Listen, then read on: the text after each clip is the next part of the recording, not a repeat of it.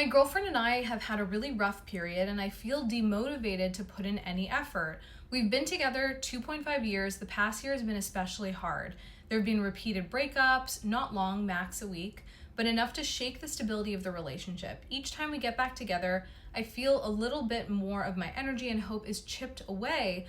I feel I've put in a lot over time, driving an hour each way almost weekly to see her, planning dates, taking her wherever she needs. But lately it feels like nothing I do is ever quite enough.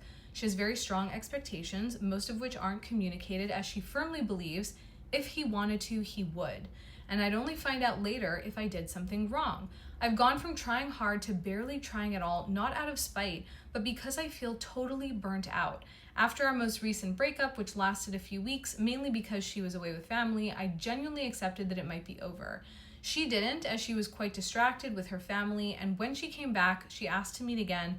I told her I couldn't keep doing this cycle. Really assured me this time that she's sure about me, even if I had hurt her, and doesn't want to keep breaking up. Those are things she's never said before, and it meant something to me.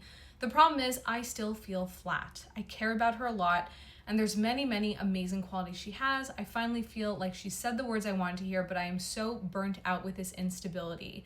At the same time, I don't want to give up. What do I tell her? So this young man has been in a push-pull cycle for over a year. Break up, they get back together, they promise to change. This can be really exhausting. And the research shows us that repeated ruptures without proper repair actually lead to emotional burnout like he's experiencing. In therapy, we call this the demand withdraw pattern. One partner demands this emotional labor, the other pulls away under this pressure, and over time the love starts feeling less and less safe. It doesn't sound like he's checked out because he doesn't care. It sounds like he's checked out because his nervous system is fried. And we know what that looks like in the research on learned helplessness. It shows that people who try again and again and again and don't get the reaction that they want just stop trying altogether. I think that's what we're seeing here. That's kind of what I diagnose. Couples therapy, I would really encourage this couple to find their clarity and not just their commitment.